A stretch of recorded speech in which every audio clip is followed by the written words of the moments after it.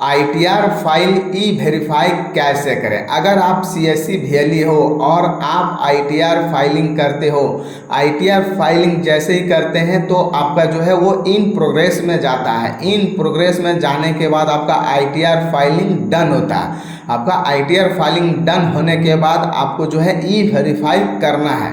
तो ई वेरीफाई कैसे करना है इस वीडियो में आपको पूरा प्रोसेस बताने वाला हूं। तो वीडियो को पूरा कंटिन्यू वॉच करना है, तभी आप सीख पाएंगे कि किस तरीके से हम आईटीआर फाइलिंग ई वेरीफाई करते हैं। तो चलो दोस्तों वीडियो को स्टार्ट करते हैं ज़्यादा समय नहीं लेते हुए। तो सबसे पहले दोस्तों यहाँ पे आपको जो है डिजिटल सेवा पोर्टल को लॉगिन कर लेना है। जैसे यहाँ पे आप डिजिटल सेवा पोर्टल को लॉगिन करेंगे तो यहाँ पे आपको जो है थोड़ा सा स्क्रॉल डाउन करना है। यहाँ पे देख सकते हैं टैक्स टू इंडिया, तो यहाँ पे आपको जो है क्लिक कर लेना। तो चलो यहाँ पे मैं क्लिक कर लेता हूँ। यहाँ पे जैसे क्लिक करेंगे तो यहाँ पे आपको जो है कुछ इस तरीके से डैशबोर्ड देखने को मिलेगा और यहाँ पे देख सकते हैं इनकम टैक्स रिटर्न फॉर्म है। उसके बाद यहाँ पे आपको ऊपर कोना में देखने को मिलेगा, यहाँ पे देख सकते हैं डैशबोर्ड का ऑप्शन है। तो यहाँ पे आपको जो है डैशबोर्ड वाला ऑप्शन पे क्लिक करना है। तो चलो यहाँ पे मैं डैशबोर्ड वाला ऑप्शन पे क्लिक कर लेता हूँ।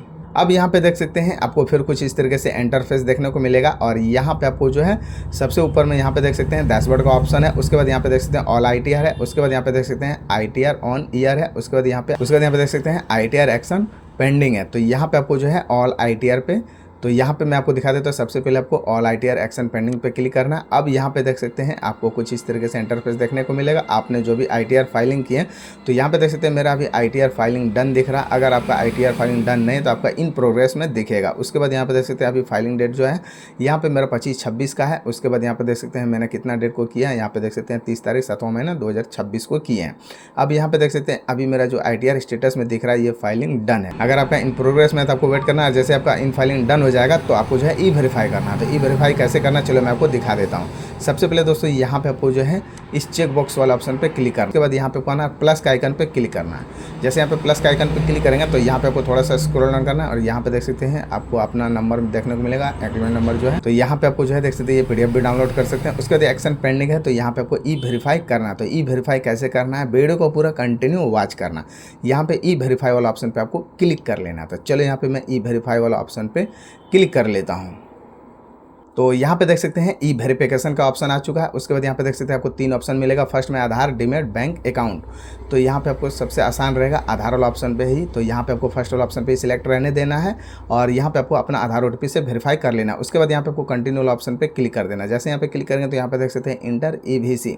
तो यहाँ पे आपको ओटीपी डालना। आपका आधार में जो भी रजिस्टर्ड मोबाइल नंबर है उस पर आपका एक ओटीपी जाएगा और ओटीपी यहाँ पे आपको डाल के वेरीफाई कर लेना है। तो चलो यहाँ पे मैं अपना फ़ोन में ओटीपी चेक कर लेता हूँ और अपना ओटीपी यहाँ पे मैं डाल के वेरीफाई करके दिखाता हूँ। तो यहाँ पे देख सकते हैं मैंने अपना ओटीपी डाल दिया हूँ। उसके बाद यहाँ पे आपको जो है वेरीफाई ईवीसी वाला ऑप्शन पे क्लिक कर देना। उसके बाद यहाँ पे देख सकते हैं आपका लोडिंग हो रहा है। उसके बाद यहाँ पे देख सकते हैं आपका आईटीआर ई वेरीफाई हो गया है और यहाँ पे देख सकते हैं कांग्रेस यू हैव वेरीफाई। उसके बाद यहाँ पे आपको जो है प्रोसेस वाला ऑप्शन पे क्लिक कर देना। इतना करने के बाद दोस्तों यहाँ पे आपका नाम देखने को मिलेगा, आपका पैन नंबर आएगा और यहाँ पे आपका जो असेसमेंट ईयर है वो भी देखने को मिलेगा। उसके बाद दोस्तों यहाँ पे देख सकते हैं कांग्रेचुलेशन है, यहाँ पे डाउनलोड कमीशन है, यहाँ से आप डाउनलोड भी कर सकते हैं पीडीएफ। तो यहाँ पे आपको देख सकते हैं मेरा पीडीएफ डाउनलोड हो गया। उसके बाद यहाँ पे आपको जो है कुछ इस तरीके से एरर आएगा। तो यहाँ पे आपको फिर से रिफ्रेश करना है। रिफ्रेश करने के बाद आप फिर से दोबारा डाउनलोड कर सकते हैं। अगर वहाँ से नहीं खुलता है तो यहाँ से आप बैक भी आके कर सकते हैं। तो चलो यहाँ पे मैं डैशबोर्ड वाला ऑप्शन पे फिर से चले जाता हूँ। तो यहाँ पे आपको डैशबोर्ड वाला ऑप्शन पे क्लिक करना है। अब यहाँ पे देख सकते हैं आईटीआर एक्शन में देख सकते हैं कोई भी पेंडिंग आपका डाटा शो नहीं करेगा। अब आपको कहाँ पे डाटा मिलेगा चलो मैं आपको दिखा देता हूँ। यहाँ पे आपको डाटा जो मिलेगा आपको